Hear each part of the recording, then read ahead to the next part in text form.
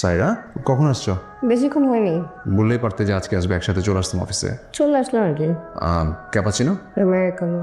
দুইটা আমেরিকানো পাঠাবো রুমে। আচ্ছা আসছো, ভালো হয়েছে। সাইরা লেট বি স্ট্রেট। সাইরা অফিসের বেশ কিছু টাকা আইডল পড়ে আছে, আর কোন কোন অ্যাকাউন্টে পড়ে আছে সব ডিটেলস তুমি জানো।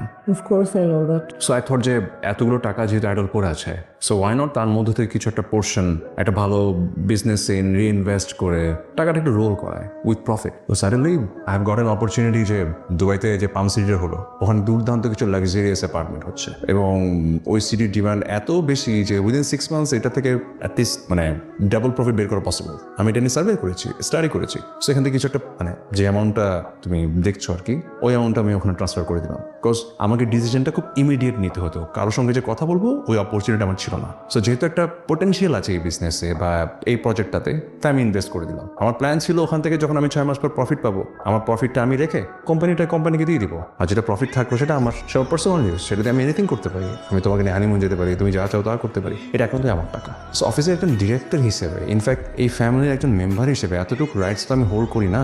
এখন এই ইনভেস্টমেন্টের জন্য যদি আমাকে আসলে মানে তুমি এক্সপেক্ট করো বা সবাই যদি এক্সপেক্ট করো যে আমার পারমিশন নেওয়া দরকার ছিল বা কাউকে জানানোর দরকার ছিল, তাহলে আসলে আমার জায়গাটা কই থাকলো? হ্যাঁ, ইটস এ গুড ইনভেস্টমেন্ট। ঠিক করেছো। I am really sorry. না সরি হওয়ার কিছু নেই। তুমি তো এই কথাটা আমাকে বাসায়ও বলতে পারতো, বললেই তো হতো।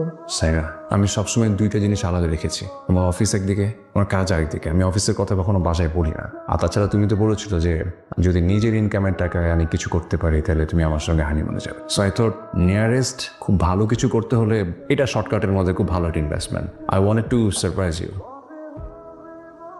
তোমার এই থিঙ্কিংটা আমি অনেক অ্যাপ্রিসিয়েট করি। Really good.